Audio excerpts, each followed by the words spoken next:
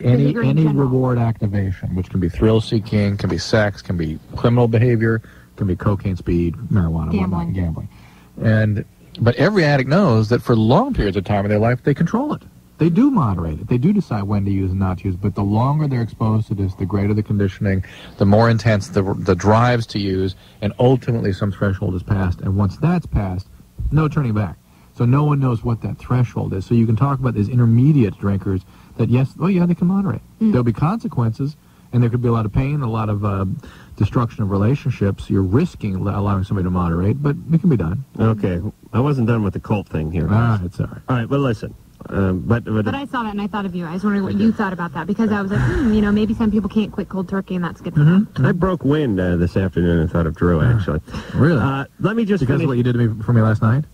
Oh, did I let a good one go last night in here, didn't I? Yeah. That was beautiful. Right, inches from Ann. You know what's funny, too? Lisa. I don't know what it is, but my ass is like the conch the fishermen blow when they're coming in with the harvest, and everyone runs to the beach. It's like, there could be no one in this studio for 6 hours. I blow a good fart, and people actually run into this space. I mean, I was standing with Drew in the studio last night right after the show, and I said, this is why I've mastered my technique. I go, what?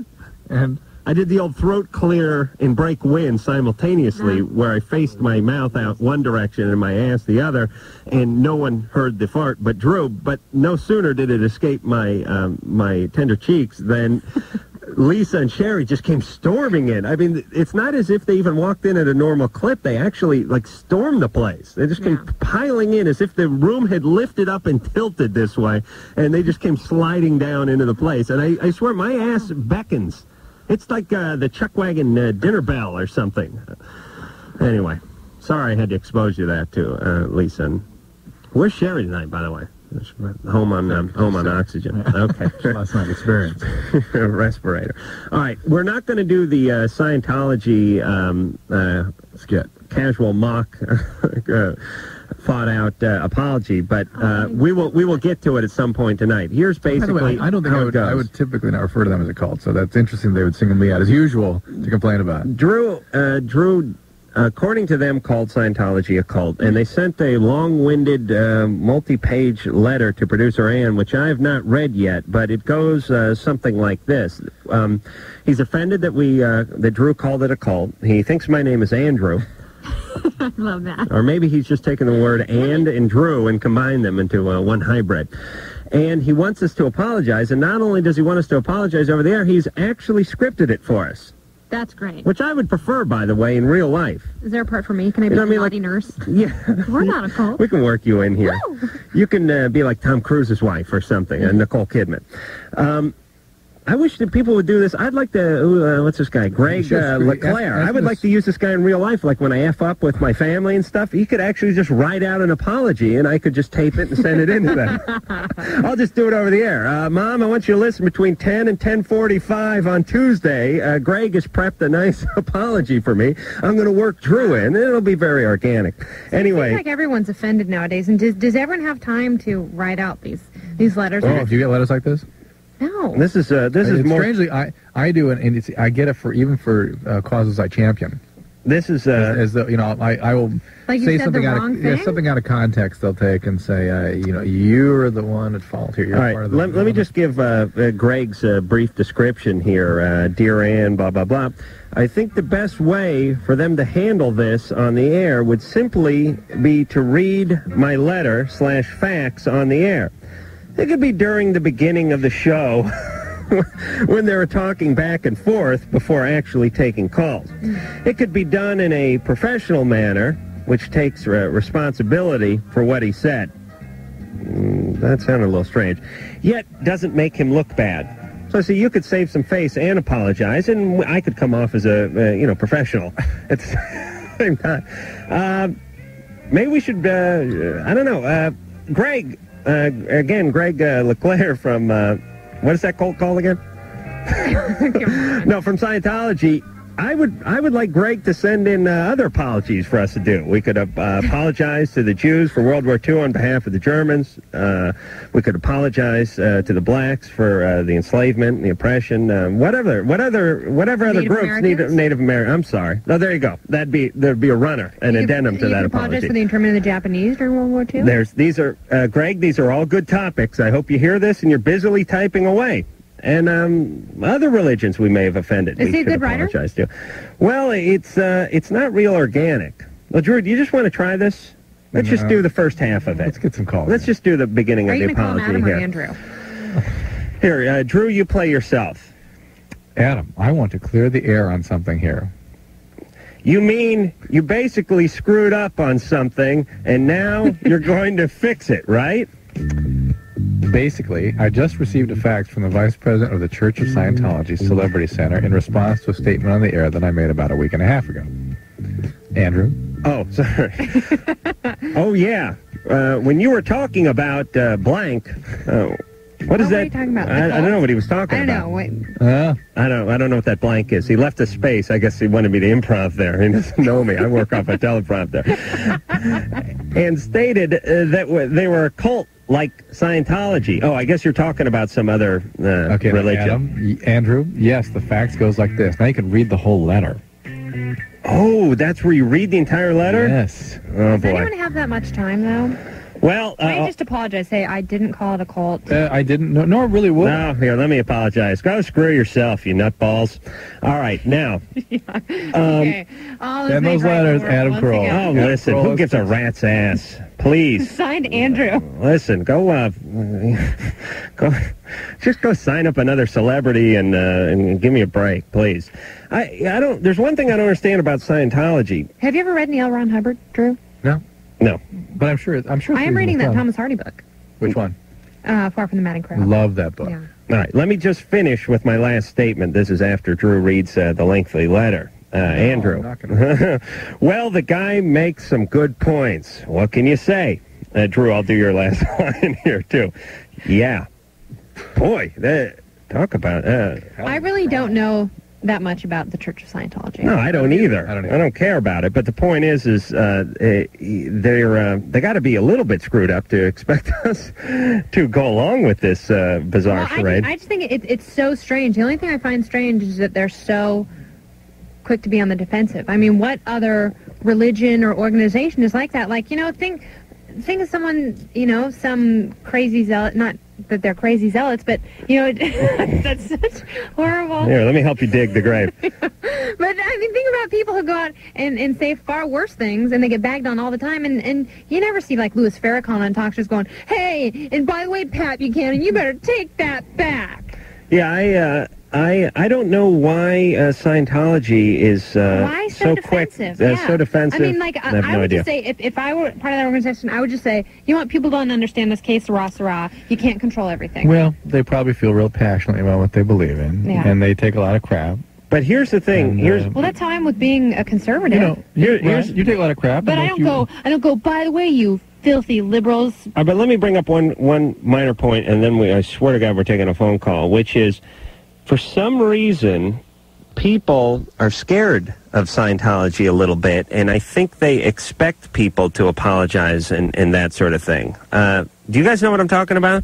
I don't know if they intimidate people or what they do, if they rough them up or whatever it is that they do, whatever their means of getting people to comply with their wishes are. We'll find out. Yeah, we'll find out, because people generally don't bag on them too much, and then when they do, they demand immediate apology, and people tend to apologize. Yeah, but why? Why demand an immediate apology? They must do something. They must, Like, why not just let it go? Oh, well, because they're insecure. Oh, they're idiots, please. Here's my reply. Greg LeClaire can kiss my ass and the ass of all my non-Scientologist friends. And so can Tom Cruise. Doug, you're 16. Is he Scientologist? Yeah, ever since I was young, I used to look at my dad's pornography I'd find in his room, and I get this feel, a lot of people say, well, if you look at that, then when you get older, that's what your ideal woman will be. Well, it's not what I think, but I was wondering that when I get older, is that gonna be a problem for me. I've been looking at it since I was like 8. We have a case study in the studio. I beg your pardon, Kennedy, but right here, Adam. Yes. Andrew, Adam. Go ahead. What's it going to do to you looking at pornography since you were 8? Yeah, about 8, yeah. Pornography? Was it? Well, first of all, was it explicit pornography? Yeah, it was like videos I found in my dad's room. Videos are a little hard. Before the age of 8, before the age of 12, I'm a little concerned. But Playboys, I think, it's like naked women, big deal. But I think videos, that's just, like, I remember my brothers and their friends they were all in the spare room, and I was like 11, and they had some crazy porn video, like fast cars and fast. And I watched it, and I remember thinking, like, that is so gross. And I was just like, ew, But it was like, and my brothers also had like Playboys all over their little treehouse, and like that wasn't that big of a deal. But like seeing the actual stuff was a little. Yeah, it's a little traumatizing. Somebody under the. Well, I don't look at like Hustler and stuff. I think I don't look at that. I mean, Playboys are nice. Is it a video of somebody turning the pages of a Playboy, or is it explicit sex? Hardcore. I see. There was some confusion there. Pass out the blankets. Yeah. What about the blankets? What do you do with those blankets? Boil them? Soil them? All right. Pass them out? Pass out the blankets. You mean like the wet naps? No. Or they it was me and a friend of ours. Yeah. We'd watch the video and pass out the blankets. They'd hide themselves under the blanket. Not in front of each other. Oh, so you'd have a spankathon under your mom's linen. I'm not sure what the pass out the blanket meant. It's just their little masturbation. I see. All right. I'm down with that. Oh, good Lord. Listen, as far as masturbation is the tool of the devil, isn't it, Drew? As far as the research that I've done on early exposure to pornography, so far the only side effect I can tell is real hairy ass. That's the only thing I've been able to figure out. First exposed? Exposed to pornography? Oh, like on a regular They didn't basis. have pornography when I was a kid. Right. So you got Playboy when you were like 12. Oh, I like fished a Playboy out of a trash dumpster when I was 11, and that was as much as I got. For 3 years. I got it with me, didn't I? Gross. It's enshrined. Yeah. It did affect your ideas about women, though, didn't it? It did? Well, you've said that became your sort of image of woman. Well, look, any woman I saw, so did Barbara Eden. I mean, come on. Anyone who looked good when I was 10 became my image of woman. Okay. I mean, so did, the mom from the Partridge. Well, I wasn't hot on her, but I did like Adrienne Barbeau from... I knew her name would come up from Maude. I was pretty into her. All right, anyway. Was she in Cannonball Run? Yeah, she was. She played the one with the really big jugs. Yeah.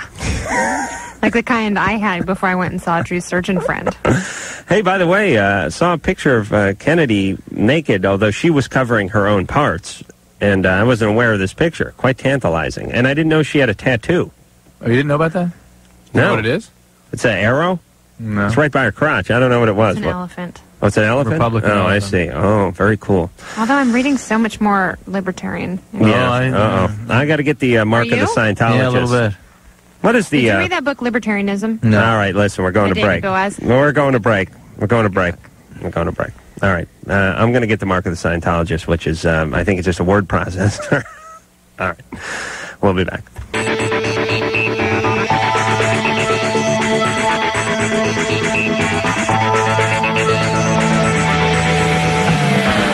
Hi, this is Bill Bellamy, and you're listening to Loveline with Adam Carolla and Dr. Drew. All right. You've got to begin participating Kennedy, in society. Stop talking to Drew about stuff that exists in current society, please.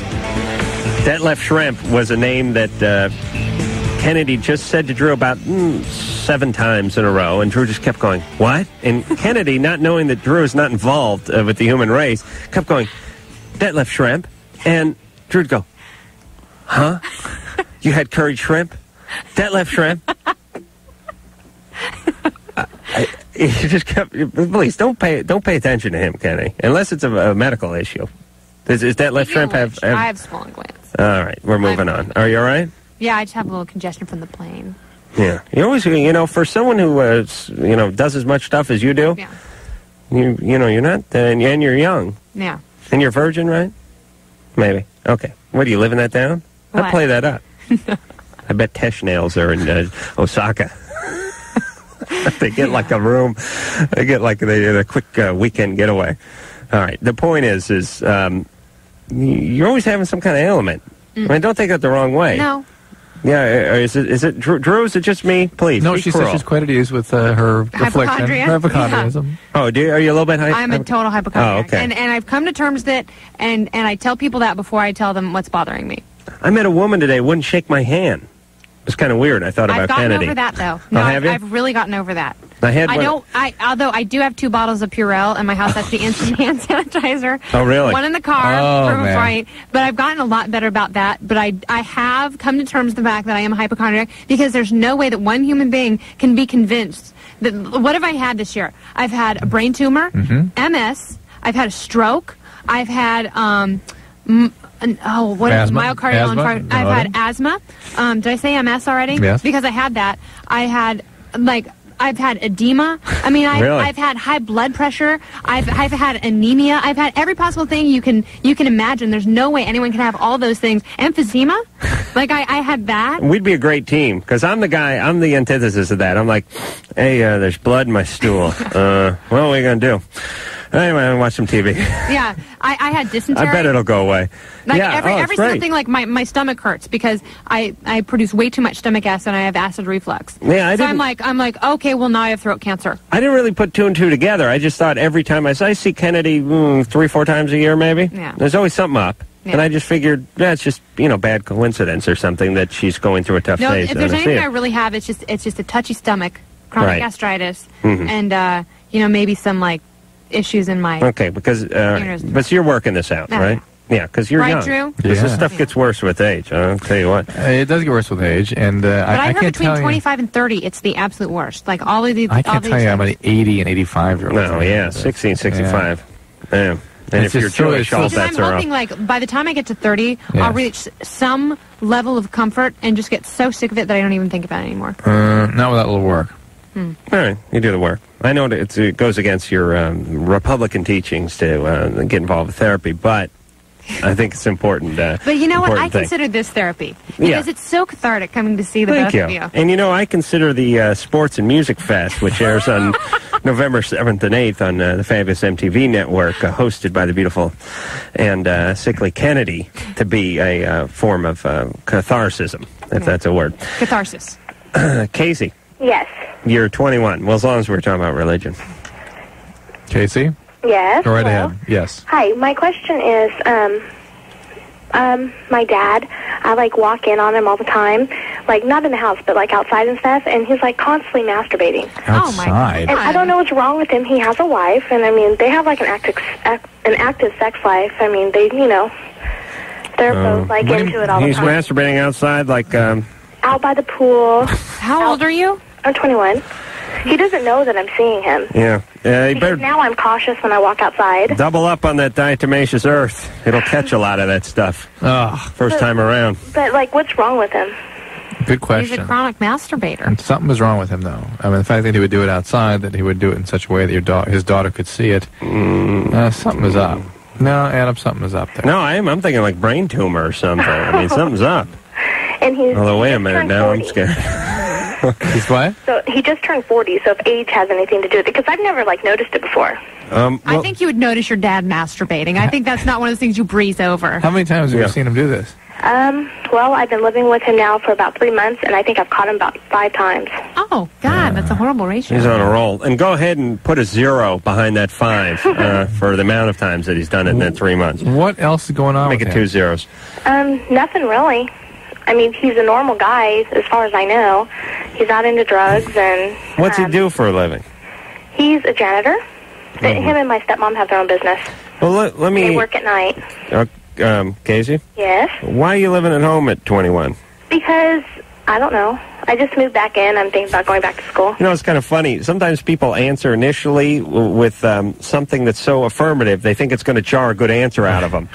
Why are you living at home at 21, Casey? Because I don't know. Yeah, I was waiting for, going to law school or something like that, but nothing came. But I think that's pretty common nowadays because I know a lot of people who moved out when they were 17, 18, like I did, and then a lot of them either they got halfway through school and just didn't like it or couldn't afford it, and they moved back in for a while. But I think that's more common nowadays because people, so many people's parents got divorced and things like that. They're waiting longer to get into relationships, and they really want fulfillment, so they're waiting longer to find careers and things like that. People are having 10 15 careers now in a lifetime, and they're living 20 years longer than they used to, so everything has been pushed back. Yeah. But everyone's parents aren't masturbating out by the pool all the time. But I don't think that has anything to do with her. Like, I don't think the 21-year-old, like, she sounds pretty well adjusted. Like, No, I think that's pretty normal. I'm just defending Kate. I understand. I'm just poking around a little bit, seeing if anything peculiar pops up.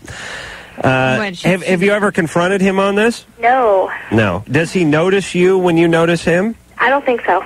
I think that would possibly be the most embarrassing conversation I could ever have with my father. I can't even talk to my dad about buying tampons or something. I'm not going to go and ask him why he's doing this. Yeah, exactly. Like, I could never go to my dad. Could you get me some ultra thin maxi pads? Could you stop to Is that with the wings, honey? Could you talk to the stepmom? I probably could, but then she'd probably get really mad at him because I don't even know if she knows that he does this all the time. Mm-hmm. I know. All right, but listen. I just want to know what's wrong with him. Why would someone keep doing this over and over? Because I listen to you guys all the time, and there was this one caller one time, and her girlfriend her boyfriend was like doing it all the time, and Drew said that he has a problem, but I didn't catch it all, and I don't really remember the again, we'd have to talk to him to know exactly what's going on. Is he there? People who become somewhere. Can we get him on the phone? No. Yeah, I don't know. You better use the paging system. Don't actually go looking for him. We don't know that he's actually hypersexual. We just know that he's inappropriate. If he really had become hypersexual, consequences around the sexual acting out or real excessive sexual activity both suggest something wrong psychiatrically, either an addiction to sexual behaviors and or an acting out of some past trauma. But this is 40, and it seems to be something new. I mean, you do worry about things like brain tumors. There's something called a Kluver-Bucy syndrome, where people... Oh, don't... See, now, I have to go... He's got more grist for the mill. Where people become hypersexual. It's originally done studied on monkeys. It was. They just put a little cut in a certain part of the brain, and the monkeys became hypersexual. Oh, really? All right. Anyway. All right. So she's. Listen. It's just. I mean, she needs to get out of the home. There. The boundaries don't sound good. It just doesn't sound like quite a healthy environment. Yeah, and it doesn't sound like she's doing a whole lot anyway. So just pull it together and get out of there. But as far as Dad goes, so you see him doing it a couple times. You're over the initial shock. You've seen it 5 times. At least she's not 12. She's 21. Yeah. Josh. That's You're 15. This may be Dad's subtle attempt to get her out of the house. By the way, if my kid gets over 20, still living at home, I begin the public displays of masturbation. I was 18 and a half. 18 and a half. You moved to the garage then, though, didn't you? No, I moved in the garage when I was about 17 and a half or 18, and then they actually, I'm one of the few people whose parents basically said, listen, we need room for the car. We need room, you need to move out. And I moved out, and they took the converted garage and made it back into a garage. Wow. Plenty of driveway, by the way, but anyway, that's an issue for the therapist. I moved out at 19, I think. I don't remember what month it was or whatever, but I was either about to turn 19 or 19 when I moved out. But Kenny, you were supporting your family by 16. Come on. Oh, yeah, that's true. But then again, they're gypsy horse thieves. Josh? My mom hates it when I say that. They're Romanian, and she's really sensitive about that. I always joke that they're horse thieves, and she's always like, don't say that in front of my mother. Like my grandmother, Mima, like she's going to be going, oh, no, the bridle, I forgot the bridle. I should have stolen all of the equipment. But they weren't horse thieves. They were nice people, probably farmers. Gypsies, but gypsies, and they stole children, I'm actually. Listen, I know the Cher song. I know what's going on. Josh? Yeah? You're 15. Yeah. What's going on? All right, ever since I was like about 5 or 6, my mom's been telling me that I'm going to sleep with her lesbian partner, What do you mean? Well, see, my mom's a lesbian. Right. And like ever since I was about 5 or 6, she's been telling me I'm going to sleep with this lady. Wait, what kind? How would that come up at the dinner table? I mean, thank you for repeating the question verbatim, just a little bit slower. I just like pop up like out of the blue. Like my mom would be laying in bed, and then she'd like say it, and she's been saying it to me like for like 10 years now. First of all, it's so bizarre. What's her point? All right, hold on, Josh. Yeah. We got to go to break. Uh-huh. I want you to rethink this question a little bit so that you can help us understand, the context. The context. When would she bring this thing up? What did she mean by it? I'll tell you what you do. What do you think she was up to? What is her history? What's the matter with your mom? Is she just so horrendously insecure that she's like, you're going to sleep with my lesbian partner? Listen, we're trying to go to... I'm sorry, Kenny. We're trying to go to break. Drew, be quiet. think about the last time she told you this, where you were, what the situation was, and then you'll tell us all about that when we come back.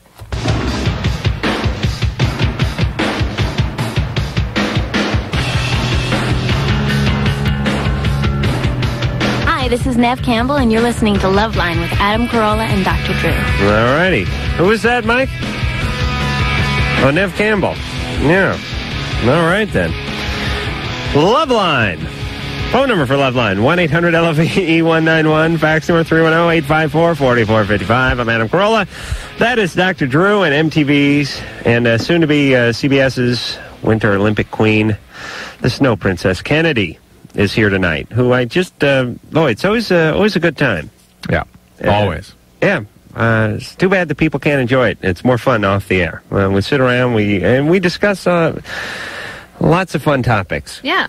I think I would venture to say that between Drew, myself, and Kennedy, we just about cover all bases. I mean, we all have our strengths and weaknesses, and are we narcissists? Yeah. Yes. And together, is anyone on television a narcissist? Different versions of it. That's funny. Is anyone on TV not a narcissist? Is that what you're saying? Yeah, that's what I meant. Is there anyone who's not a narcissist? I don't like to do that stuff. Does that mean that I'm less narcissistic? I don't appreciate doing stuff. I don't want to do stuff. I try and look like someone else.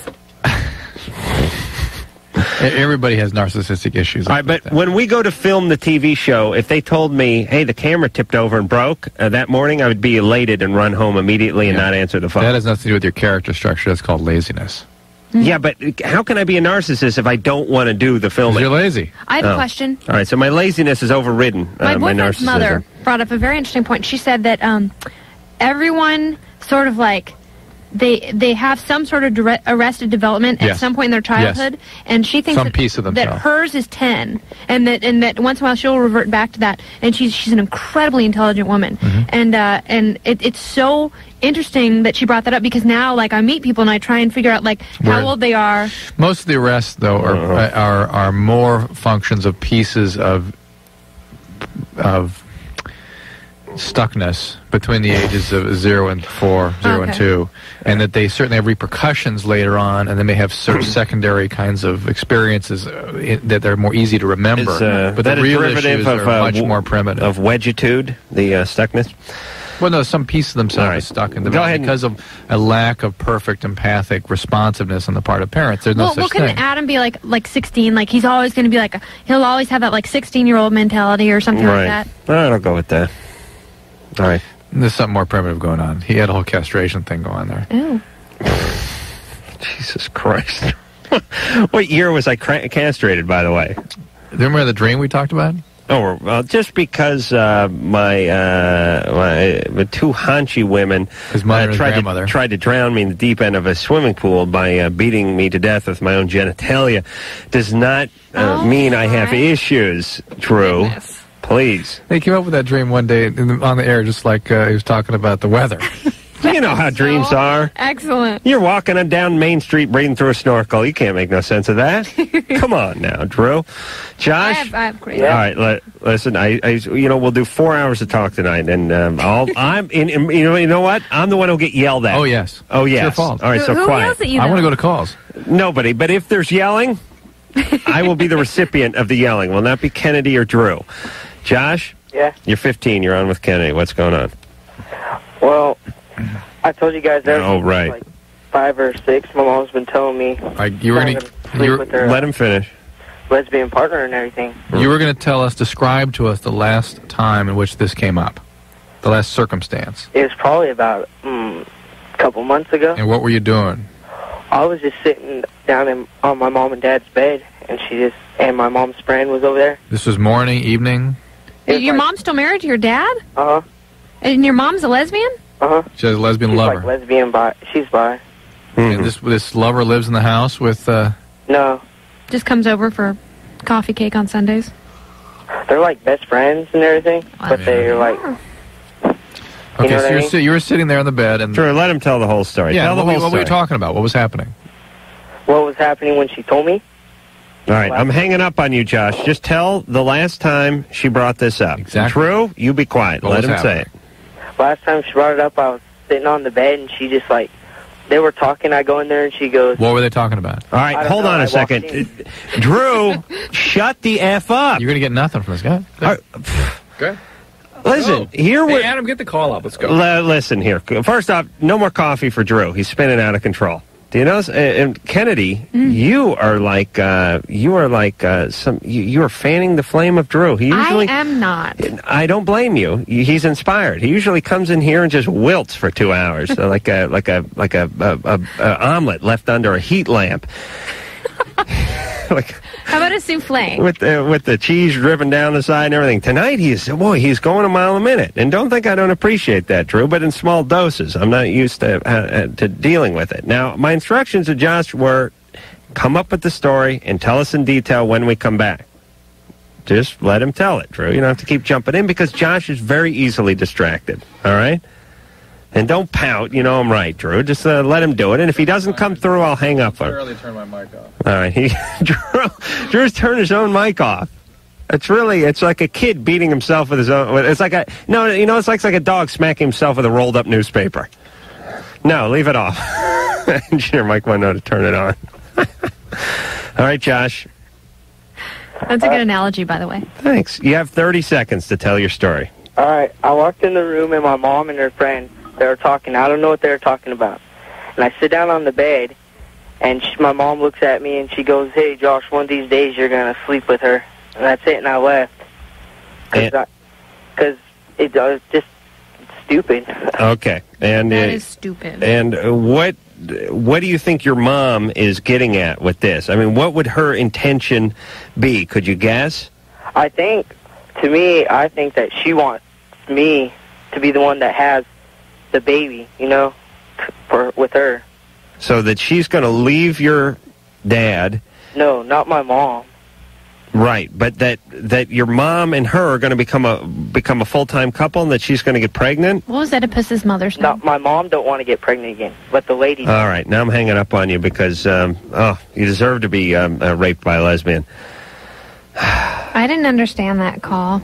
I was trying to get to the point that the mom and the lesbian wanted to start a family and needed the sperm of Josh in order to impregnate her lesbian partner, but Josh could not get off the having sex with his mom. This is a terribly disturbed situation, Josh. I would, if you feel up to it, confront your mom with how this BS makes you feel. That for her to sort of smother you with her own pathology is just reprehensible. This is just not parenting. I don't know what this is. I don't know if your mom has a history of being out of prisons or hospitals or what, but this is a very disturbed situation. Keep your boundaries. Make sure you're clear what it is you will and will not do, and I'm sorry you're stuck with parents like this. Pick up Dianetics. There could really be some insight in there. Josh, no kids, right? No. No kids. Your mom is nutty. Your dad is nutty. I'm going out on a limb and saying your sister and grandparents are nutty, too. I don't have a sister. Okay. If she was here today, she would be nutty.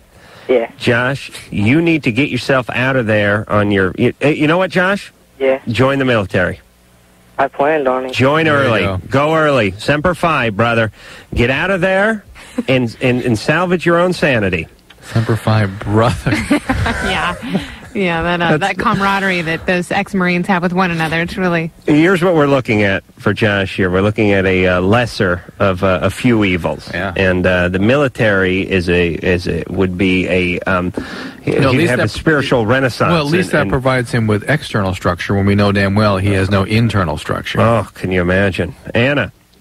Hi, guys. Hey, you're 17. Yep, I called about a month ago because I was raped. Do you guys remember my call?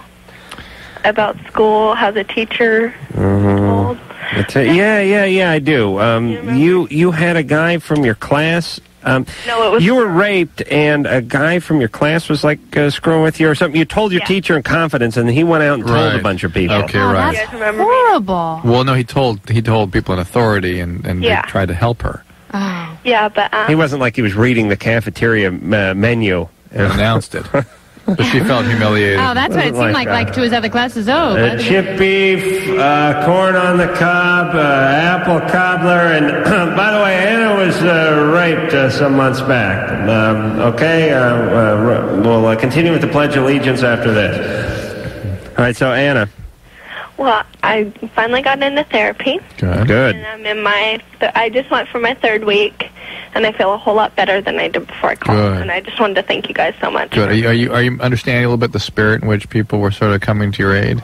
Yeah, but it was just how it was done, how it was handled. Right. Yeah. But, it's amazing because, Kenny, you didn't have the privilege of being here when Anna called a few weeks back, but I now, bits and pieces of the call are coming back to me. And the thing about this show is we do so many calls that it's more feelings than it is dialogue that you remember. And Anna was very defensive, and Anna didn't want to let anybody in, and Anna felt very betrayed by the teacher. And it wasn't a problem. Remember, somebody read an essay or something, and they said, "How do you know? Why are you such an expert in this thing?" Right? Yeah. Right. And we blurted it out in class. Well, she was like, "Well, what? Have you been raped?" Totally to me, and I started crying during the. And I started crying during class when someone read an essay on about his mom was a hippie, actually. But anyway, you're very defensive, and we were trying to explain to you that although the teacher, you may feel like the teacher betrayed you, in reality, they were just trying to do their job and get you some help and so on and so forth, and you were still very defensive about the whole thing, and lo and behold, 3 weeks later, you called and it's working out. You're self-actualized. Well, yeah, it just felt different coming from you guys because I didn't know you guys, and having that perspective, I was like, well... Well, all right, we help. All right, don't get cocky now with your new mental attitude. I'm not cocky. All right, Anna. Don't worry, Adam is. You're doing fine. Good luck, Anna. Thank you so much, guys. Take care. Okay, bye. Bye-bye. Oh, that's What nice. a nice girl. See. Curing America, one adolescent at a time. That's beautiful. That's our motto. Drew, you like that? Yeah, I do. I'm sorry I yelled at you, man. It was just... shut up. Just Drew was really spinning out of control, which he rarely does. What, Because every time I come here, I get them all worked up beforehand. No, you really do. Here's what I'm saying is you're stimulating, Kennedy. Oh. And you're easy on the eyes. But you're stimulating, and it's her anxiety I pick up on and spin out with. Usually, Drew just sort of sits back and hangs out and weathers the show. Yeah. He gets through it so he can get to the important part of life, like driving home. You've been complaining about that for like a month now, and I've been really trying to... You see what it's done? Stay engaged and be awake. It's got you back. You're reading bios. Yeah, now He's it's... been doing this about 6 times longer than you have. I know. He's arguing with Chumbawamba last night. I would have liked it for that. He's really coming back. And now you... what is it? What's the deal? I can never make you happy. I am stoking... Man. I'm stoking your fire, Drew. I can't be perfect enough for you, man. No matter what I do, it's not good enough. Here, we need the guy from Dianetics to... Could you whip up an apology for Drew? Put a little, sprinkle a little outrage and righteous indignation in there, and if we could fax that over, you could use that tomorrow night.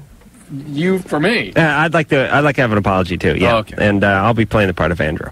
We're back on Loveline. Phone number 1-800-LOVE-191. Fax number 310-854-4455. Tonight, our guest, the fire starter, Kennedy from MTV, and soon to be seen on the CBS Winter Olympics in Nagano, Japan, which is in February. She'll be covering the young hip stuff, and who better than Kennedy? And boy, what an honor! You're almost representing your country a little bit. I mean, the athletes are there representing their country, but you're have an amazingly huge audience. I'm going to hone into as much of the diplomacy as I possibly can.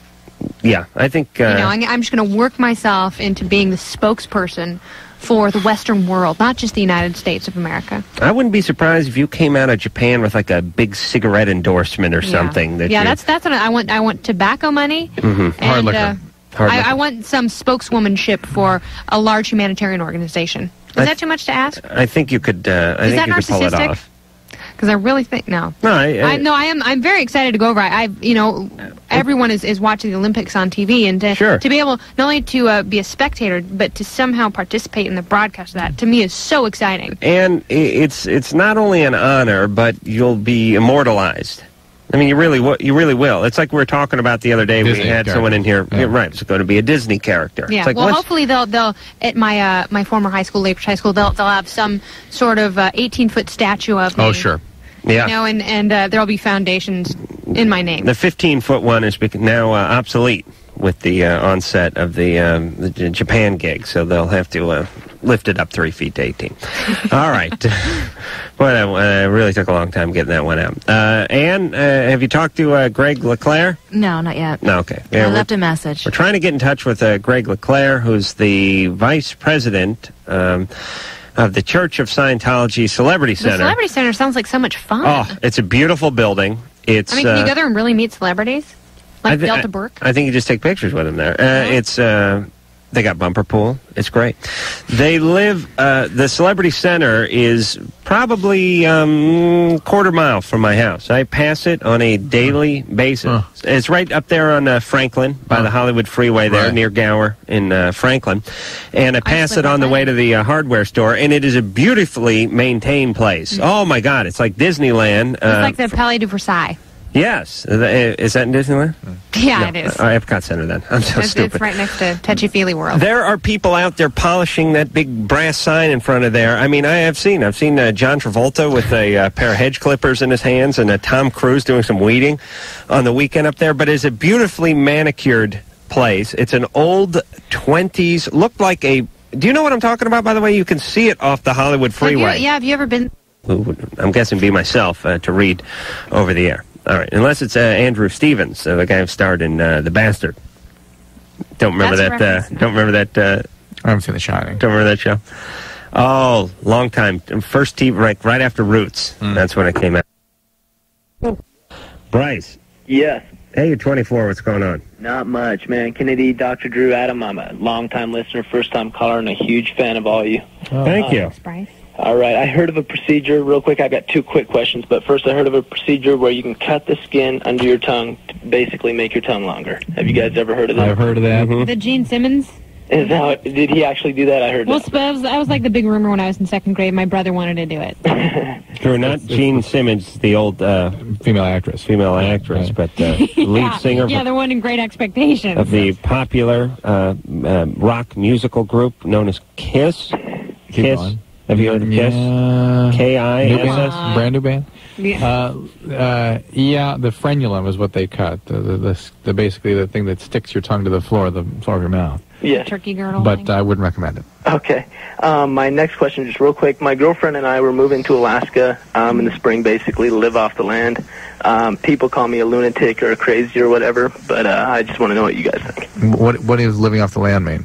Basically. You're going to hunt? Panhandling in front of a gnome 7-Eleven. No. That's what living on the land is going to turn into in about a week and a half when you're out of Dinty Moore beef stew. Alaska's beautiful. What part are you moving to? Near Anchorage, but a little bit north of there. No, I hope they got a Starbucks you can panhandle in front of out there. How are you going to live off the land? How? Hunting, basically. Hunting. Are you into Ted Nugent at all? No. Yeah, that's real hunting. Bow and arrow. That's hard. All right, now, so let's just, I want you to walk us through the trip. Walk you through the trip. You leave, what day? Well, in May, after she gets out of school. After the thaw. Is she in college? She's in college. I'm out of college. Okay, and what do you have a degree in? Architecture. And you'll be driving to Alaska. Exactly. Well, yes, driving. Okay, and then when you get, where do you park your car? Where do you park the car? Yeah. The farthest road away from civilization. From Anchorage. Exactly. Are you just going to squat on land, or are you going to bomb? When he's got, there's got to go number 2. There's 2 options. There's either that which you can legally do, or there's also you can homestead but there's different laws that pertain to that depending on where you are. Okay. All right. So you go out, and now you're miles from civilization. Right. And you have what with you? Well, you have enough to live on, and you're not totally cut off from civilization. Well, you have enough to live off of, for what, like a week or 2? Several months, I'm sure. Several months. A lot of canned food and whatnot? Right. You going to build a log cabin or something? I mean... Yes. You build a log cabin? Yes. And... Not just a cabin, but a house. But oh, boy. You can do that by yourself? With help. You know what your girlfriend's pubic region's going to look like by the time you're done with that log cabin? Oh, it's going to be scary. But you're miles away from anybody. How could you get help? Yeah, what if she has Oh, the natives jump in. what if she gets emphysema? What are you going to do? What if what? Kennedy wants to know if her TMJ acted up while she was trying to eat some caribou jerky. Please, Kennedy. There'd be problems then, I'm sure. All right, so you squat some land, and you build yourself a cabin, and you get all set up, and you clear it, and you start you start into whatever you're making, something out of seal tusk or something, and then some fat guy in a snowmobile and a shotgun comes by and tells, "Hey, hippie, you haul your ass off my ranch and take your goddamn cabin with you." I mean, that's what's going to happen, Bryce. All right. All right. So anyway, you're going to just go clear your head. Okay. This is like the time I went to San Francisco to get a new start in stand-up comedy and almost killed myself. You became suicidally depressed. And came home 10 days later. Oh, it was horrible. So you doesn't make me a lunatic to think about even. No. Go. No, you're 24. Okay. Be careful. Get out of your system now. As opposed to when you're 45. It smacks of doing something, and this is what Adam's referring to, called a geographic. Running away from your problems or solving your problems by changing the environment. And the problems are not outside of you. The problems are inside you. What is the first thing you pack when you go on a trip, Drew? I don't know, Adam. Your soul. I figured that's what I said. What do you think the biggest problem facing humanity is today, Drew? Lyme disease. Adam. He's going to get Lyme disease. You know he's going to get Lyme disease. People living in houses who just go out and crap their dog on a lawn and get Lyme disease. Well, listen, there's all kinds of stuff that can happen to him. He's going to get raped by a Kodiak.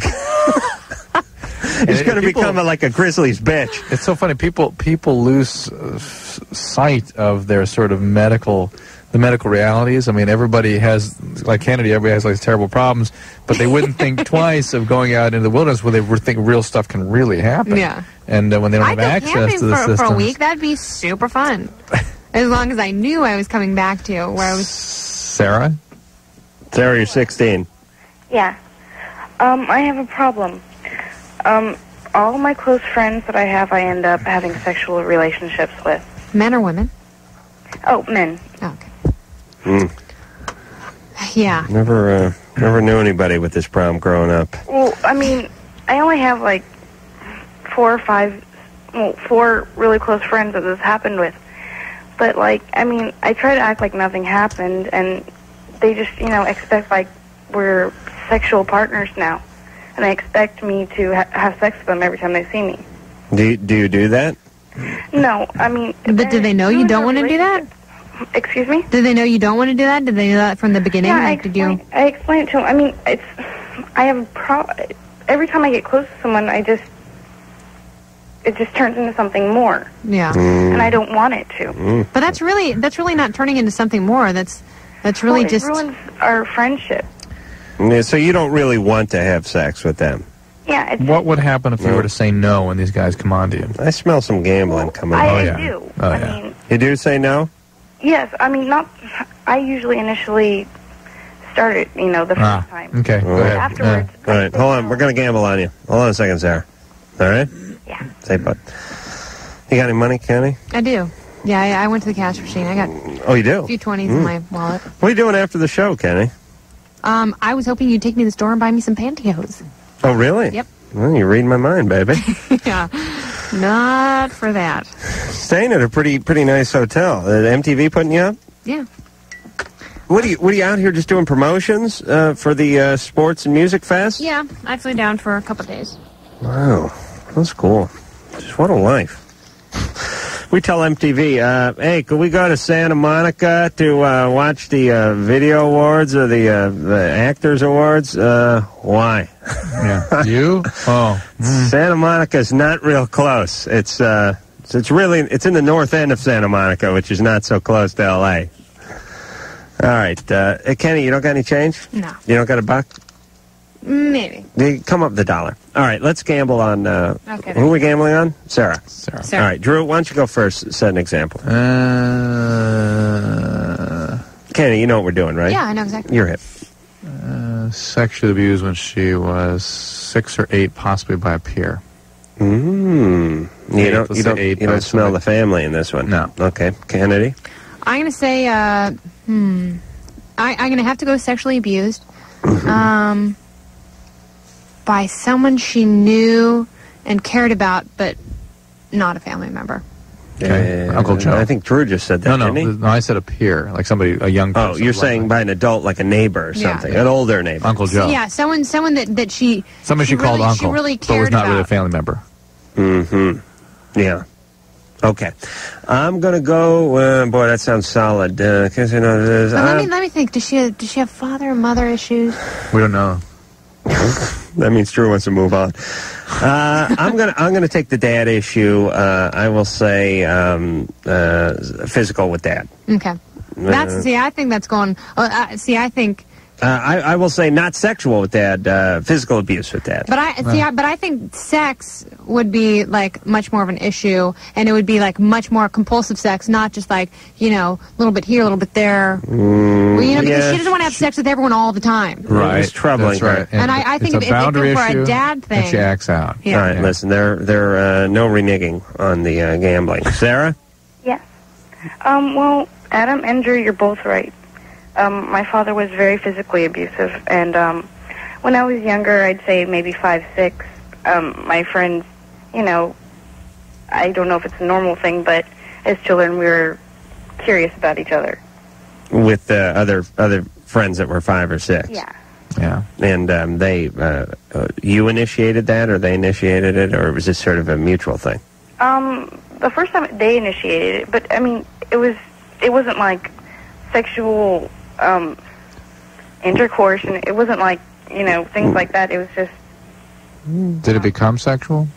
No. No. It was never... It was exploration. Would you call it just sort of experimentation and not really charged with sex? Not really, just some exploration. Actually, I'm still doing that. How old were you when you had sex first time? 15. Yeah, I may take the money here, Drew. Yeah, I think really? You can have it, yeah. Well... It was more the physical abuse issue. So your dad physically abused Just terrible boundaries in the family. Yes, I don't live with him any longer. But he never sexually abused you? No. And no guy, no Uncle Lou ever did anything? No. Okay. All right, so this is a manifestation of that, right?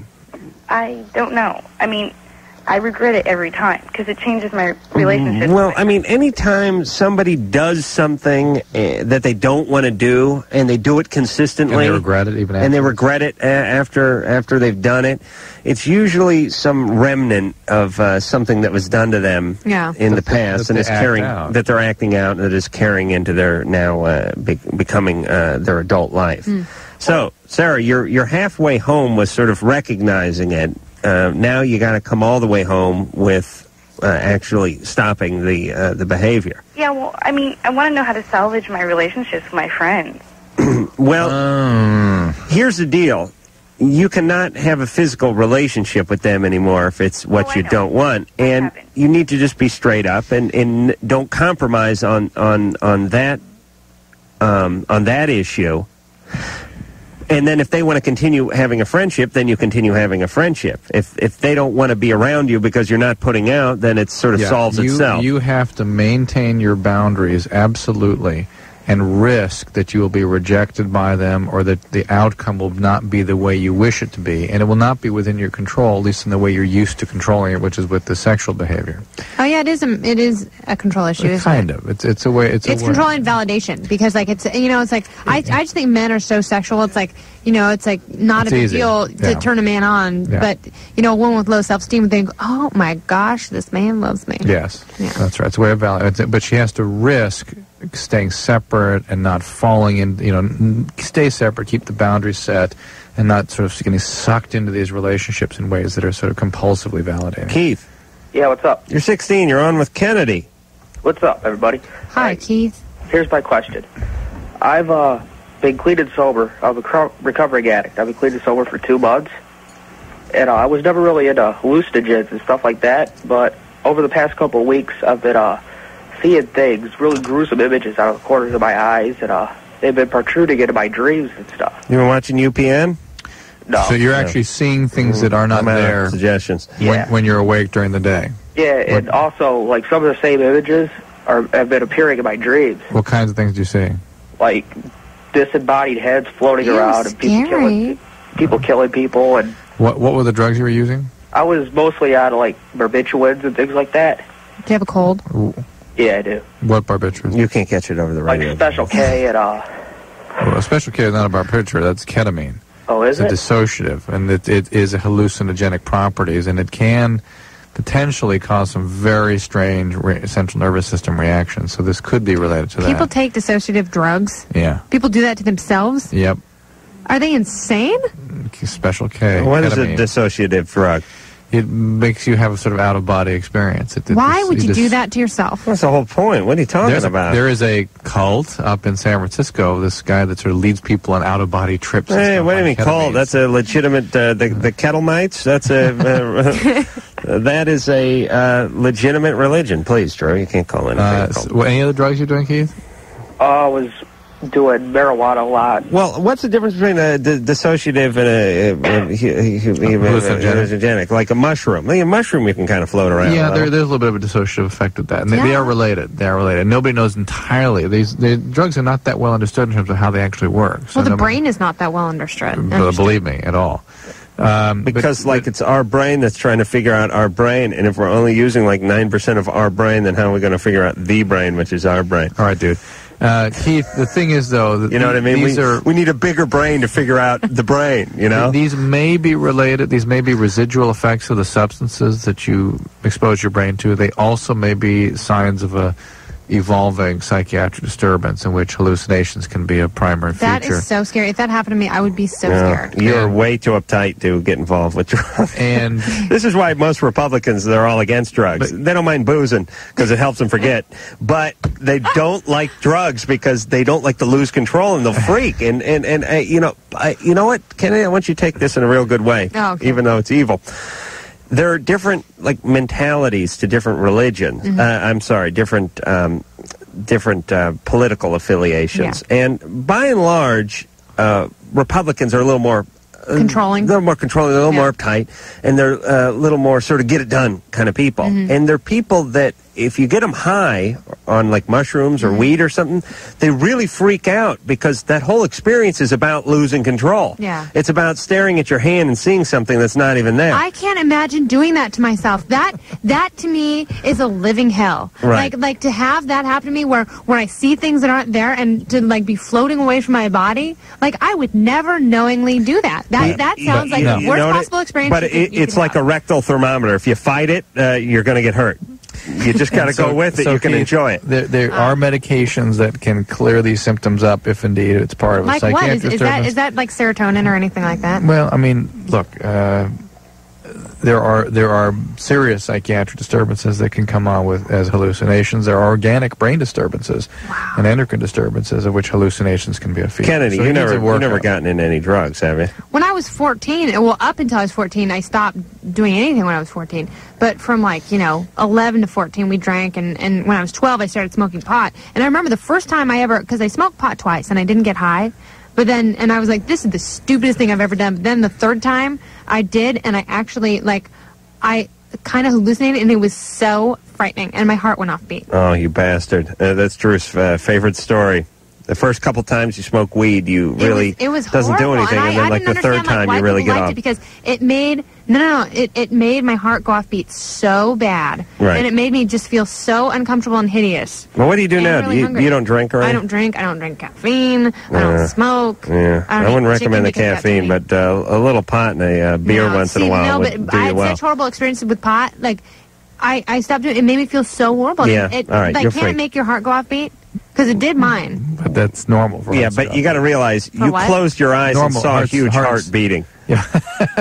Hearts normally go off rhythm. Like PVCs? That's a normal thing. That's normal. All right, listen, Kennedy. Yeah. You can't have a beer? I think a beer would be good for you. It probably would. I don't like the taste of alcohol, though. It tastes like paint thinner. Okay. Oh, boy. I try. I really try. When my parents are out. Your relationship with Adam's unraveling right here in front of my eyes. This is great. No, this is fine. We do what good couples do, which is we find things that we both enjoy, such as boxing, and we do those together. And then when we get stay away from everything else. Stay away. Well, no. And then there's other things we enjoy, and we do those things together. And then I go one way, smoke pot, and masturbate. She goes another way, and debates Tipper Gore, and I hate taking valerian root and things like that. I feel like I've taken valerian root and things like calming your nervous system. Where? You buy it in Oh, it's broken up in little pieces? Okay, I had a different idea. You must know where you put it. I thought it was a big root. I didn't know. Oh, okay. Good Lord. All right, listen, we got to go to break. You tell me where you put the root when we come back.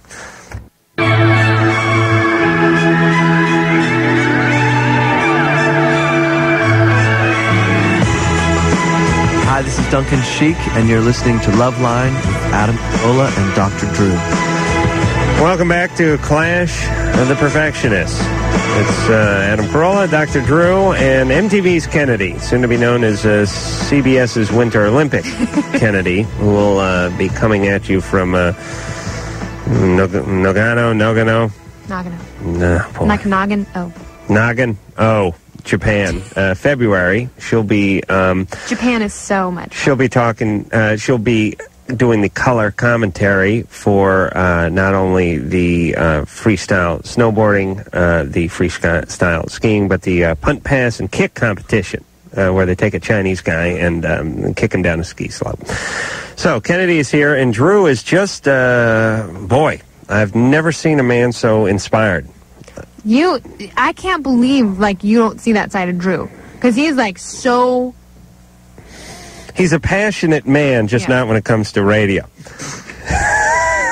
He has many passions, opera, his family, medicine, fine cigars, culinary delights. It's fine cigars? You smoke he cigars? enjoys a good cigar every on occasion. Sure. Opus 10. It's just radio isn't one of his hobbies. It's not one of his actual passions. So it's peculiar to me to see. It's like, for me, it'd be like, watching a football game and having my sister cheering her ass off. I'd be peculiar. Huh? What's this? All of a sudden you're interested in football? What's going on here?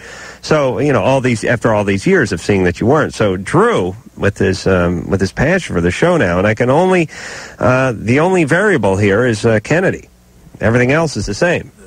Kenny is a great guest, but also that you've been working on me for a month. Right. I told you. But you two are the same. You're talking about during we have similar character structure. And I'm beginning to think that almost every successful person is screwed up. Except for some guy who just invents something random but see, I don't understand what is screwed up and what is normal. Because if anything excessive is screwed up. Yeah, but how else would you ever do anything great? Hey, it's not saying it's bad. I'm not putting a judgment on it. You suffer for it. But screwed up because you suffer. Let's put it this way, Kennedy. Everybody else reaps the benefit of having you be perfect for them. Let's put it this way, Kennedy. Think about wanting to be the president of the United States. Oh, I thought about in the right in the burden. Mm-hmm. I mean, so a normal, healthy person, or think about doing something like stand-up comedy. Yeah. There you are in front of a large crowd of hundreds of people. You're doing 20 minutes of your own material, and it's got to be, to most people, adjusted people, when you say to them, what is your worst night? They would sooner jump into a pit filled with snakes than get up and do stand-up comedy or something like that. On the other hand, there are people who, stand-up comics out there that just, they go from one club to the next club, they'll perform for free, it doesn't matter, they have to do it. Yeah. So, what's up with those people? Obviously something. Yeah. But they have different fears. Right. They may have their own set of fears. But I just have always had this theory, and I usually get it when I watch Joan Rivers.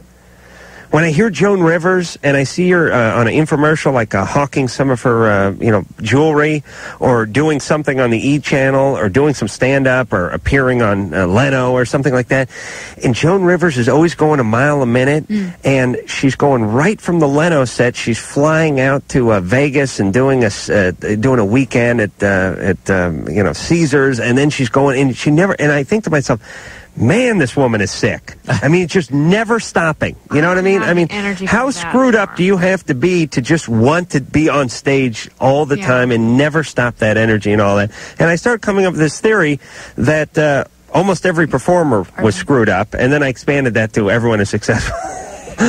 Is everyone with more than a 4-year degree screwed up. Like men who run 4 businesses, and they run 6 miles a day, and they take care of their families. It's like, Jesus, how do you have time to do all that stuff? Right. And society sort of rewards that sort of... that compulsion. In the United States, well, in New York especially, like, it's a big deal working at MTV in that sort of corporate environment. Like, most people who aren't born there go there to work in some sort of a corporate structure or entertainment or the arts or something like that, and they're very, very driven people. It's a little bit more laid back in Los Angeles, but in New York, like, there's such an aversion to taking vacation time, and it's almost seen as a weakness. Like the stronger people, the more successful people are the ones who go, you know what, I haven't taken a vacation in 5 years. Right. And then they get so bent out of shape when you know, they're going to take a week in Nevis, and they're like, oh my God, you know, what am I doing? And you know, it's so unlike Europe where, you know, people it shuts down for a month. Yeah, well, nap, get loaded, and have sex between noon and 4 every day. Yeah.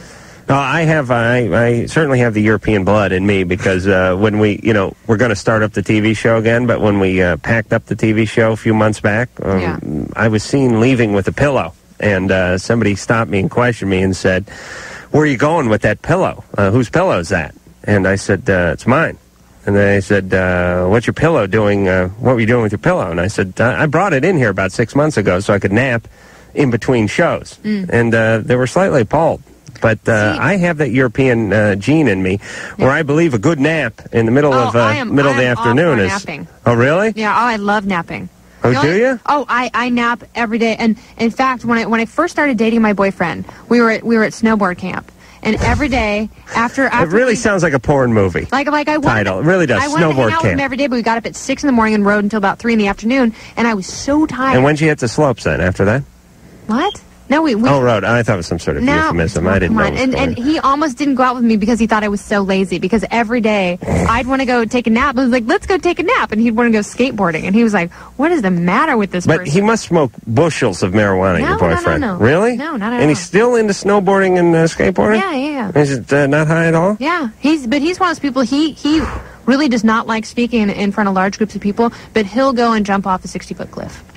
And he does a good impression of me. That's he does. He does a great impression of you. I wish they had Loveline in Seattle. You know, he'd really nail it if he could. They do? Yeah. If On he could, the end? If he could shrink his penis just another 3 inches, he could really nail it.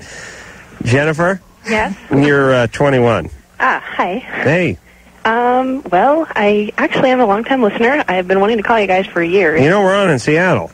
You're on in Seattle? Hell yes, we are. Well, I don't go up there, so I wouldn't know. Where are you from? We're on the Big Salmon. You're from where? Portland, Oregon. Yay! Yeah. Yeah, go Beavers. Ducks. You know what? No, that's my hometown. I know. Let me yell for just 1 second. I yelled "Go Beavers" on the MTV show, and they cut it out. What? You remember that controversy, don't you? No. Hold on 1 second, Jennifer. No. Look, I dismiss things that is superfluous stuff. Doesn't stay with me. Really? Why would that be important? Drew, you're going to completely forget about our relationship because it's all superfluous. That's true. Listen, somebody in the audience, when we did our MTV Spring Break thing, stood up and yelled, they stood up, 3 girls, and they yelled, "Go Hurricanes," or, whatever team they were rooting for, whatever college team they're rooting for. And then they said, we're 3 lesbians from Oregon or something, and I yelled, "Go Beavers!" And that's very appropriate. That is the state animal. They cut that out. That's because it was that's atrocious. But that's, listen, I'm yelling the name of an actual football team out. Some uptight executive in New York. Like, we can't have another vagina reference. Oh, they're such idiots. Oh, we got no. Okay, all right. Now, what's going on with the MTV show? We're starting up in like 3 weeks. Oh, good. Yeah, it's going to be new and improved. Wait, line 1, you didn't finish with Jennifer. Yeah, we didn't even get to her problem. Hey, Jennifer? Yeah? All right, keep talking to it. Reminds me of another story. Okay, well, what part of Portland? Huh? What part of Portland? Just on the west side. Okay. But I have friends who listen. Okay, so but what? No, I'm calling because, well, I really attracted to violence. Like, whenever I see people fighting, it turns me on, and, like, sexually I'm attracted to the violent act. You ought to come down here and watch the show. Drew and I are constantly fighting. I don't know. I'm trying to figure out if there's something wrong with me, because I don't think there is, but I don't know. It's like it's so condoned by society or not condoned, but condemned by society that it's like, I don't know. I can't figure it out. What is condemned? Just like being attracted to violence, like, whenever I try to explain this to people, they're like, they think that I'm talking about, like, oh, I want somebody to beat me up and all that, but it's not like that. It's like, I don't know. You get a rush. Yes. Watching. Totally. And, like, whenever people are violent to me, I, like, get the rush, like, fighting back. And it's not like I'm looking for somebody to go out and beat up on me. Mm-hmm.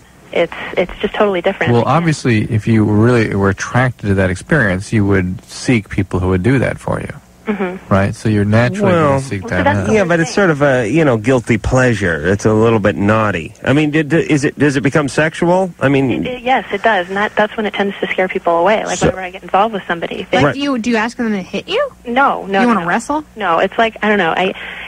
The best way to describe it would be like consensual rape fantasies. It's not really rape fantasies. It's like just totally playing, and I take it too far. A little tough love. I like that myself. Hey, you have one of those teardrop tattoos? No. No. Okay, just checking. That's code for being in prison. I understand that. Hip? Okay. See, I've heard that's code for so many different things. I heard it means someone you love died in prison. I heard it means you killed someone in prison. Years in prison. It's prison. Something, prison, something. Okay. So, Jennifer. Yes. Here's what I want to know. If you, obviously it's exciting to you to watch violence with that's sort of sexually charged, like let's say some B movie and there's some prison rape scene or something going on. Like in Goldeneye when James Bond and that Russian... And she got him in the hip lock. Yeah. And we had her on the show. She's so hot. What the hell was her name? Like Hannah Shagula or something. Una Homo. What the hell's that great-looking Bond woman name? Una Famke Janssen. Oh, boy, she hot. All right, anyway, here's my point. If you just watch, like, arena football, do you get excited? No. It's like... It's got to be a little bit like sexualized. The Ultimate Fighting Challenge. Yeah. So it's not just violence that gets you excited. It's sexualized violence. Any sense of where this comes from? Well, I mean, not really. I have some ideas. Tell me. But, what are the ideas? Well, I don't know. I've kind of had this nagging thought in the back of my head. I was molested when I was a child. Okay. Well, there you go. I'd go with that one. But were you resisting? No, I wasn't. Probably. And that's, I mean, I don't remember like one instance. I know it happened a lot, but I blocked a lot of it out. Oh. You know that it happened a lot? I know that it happened like over a whole summer. Who performed it? It was a neighbor. Close enough turned it into an opera or something. Am I wrong? But don't these people deserve to be killed? Yes. Oh, yeah. Don't sexual predators, like can't we amend the bylaws and every state's constitution to make that capital punishment? Well, I'll tell you one of the reasons it needs to be dealt with great... swiftness, vigor, is that these behaviors take a lot to contain.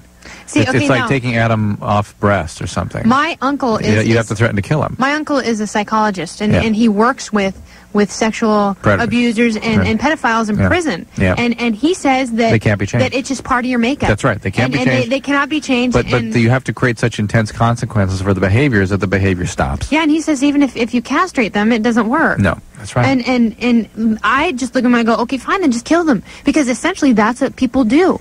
They kill children. They kill their souls. That's correct. And they mutilate people. And I always thought that people who sexually molest other people were themselves molested, but he said that's not always the case. It's not always the case, but they were abused in some fashion, typically. Yeah, he said it's not always sexual abuse. And listen, it's easier for the Republicans to kill them if we just picture them as being bad people or brought up in good environments. But, now, listen who to me. wants their children? Hold on, Kennedy. I'm on board with this, and I will take it a step further. Not only do they kill the soul of the person they victimize, but that person goes on to F with your kid. Yeah. And then your kid gets your neighbor. Not necessarily, and it's exponential. Or they're your child's teacher, and they're abusive, maybe not sexually, but somehow emotionally, and it's like this horrible endless cycle. I totally agree, and I don't have any compassion for pedophiles or sexual predators or anyone like that or people. Oh, you gotta love a pedophile. Come on. Even if you are compassionate for them, you have to acknowledge that they need to be contained. They need to be contained in a small cell and given a lethal injection. Sorry. Speaking of containment, we gotta run some some ads or something. We'll come back and I will give you my theory on pedophilia. Okay. All after this.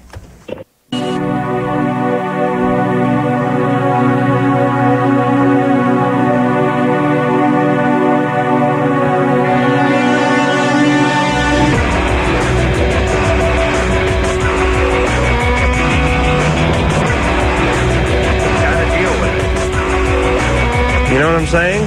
This whole you pick a date and all this, it's nonsense. Deal with it or don't deal with it. But it's, you tell me when you want me to be there. I'll gladly be there. We'll have a good time. Okay. Or don't. But ball's out of my court. Okay. Hey, Kennedy's here. How you doing? Loveline is the name of the radio show. And speaking of Loveline, Loverboy will be in here tomorrow. No way. Yes. Excellent. We will be working for the weekend. I will be listening to that in Seattle. They are so hot. Why don't you turn me loose? All right. Turn me loose. Turn me loose. I gotta do it my way. All right. Or no way at all. Let me tell you something about Loverboy. What happens when you grow your hair out? When I grow my hair, I start looking like a Horseshack. Or what, you want to see? Because, my hair's getting pretty long. I'm going to cut my hair. Yeah, it gets kind of nutty. The thing about Loverboy is, I don't think they're going to make anyone's greatest groups list. I don't think history is going to be kind to Loverboy. As a matter of fact, history already hasn't been kind to Loverboy. But I'll tell you something about Loverboy. People don't brag about being into Loverboy. But everyone was. But they're like a little,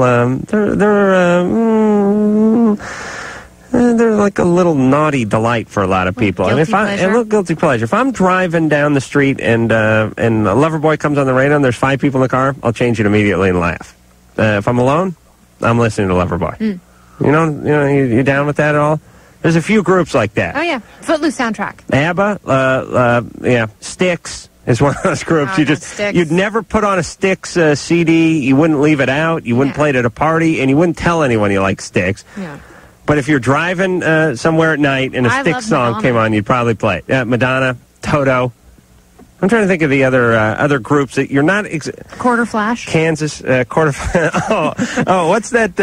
What's that sassy group with the Goodbye to You song? What the hell was that? The Scandal. Yeah, I would listen to Scandal, but there couldn't be anyone else in the car. Yeah. To me... What about Katrina and the Waves? I would listen to Walking on Sunshine. Yeah, I would listen to that, too. The point is there are a few groups... And conversely, there are groups that I think a lot of people are into that aren't just because they think they should be. Like, I think the king of all those groups is U2. I think for many years, and REM. U2... No, I loved REM when I was in high school. Oh, all right. Best. U2 is a group that it's very safe to say you're into U2. People will not pass any judgment on you, and especially back maybe in the early 90s, late 80s. U2, huge, and same with REM. Very safe bet. Should you say Chicago? Yeah, although Chicago's a pretty good group. They some of that Peter Cetera stuff got a little sappy later on. All the glory of love. Yeah, Carpenters, Survivor. Calls, please. All right, but my point is Loverboy is way up there on the top of the list of groups that you crank when you're alone and don't brag about when you're cool MTV type buddies or with the goatees and the nose rings. And they'll be on tomorrow night. Bob, you're 23. Yes, I am. Hey, thanks for taking my call. I got a question, and it's kind of... No, I don't buy it. You don't buy it? Bogus. Let me tell you this. What is the subject? It says, after having sex with wife, she wants to, quote, finish in her mouth. And there was a fake accent. You think that was a fake accent? Maybe he's like a Bostonian with a deviated septum. Let's go back to it then. Let's go to something else first. No, let's talk to Bob. Bob? Yeah. Everyone's working for the weekend, don't you?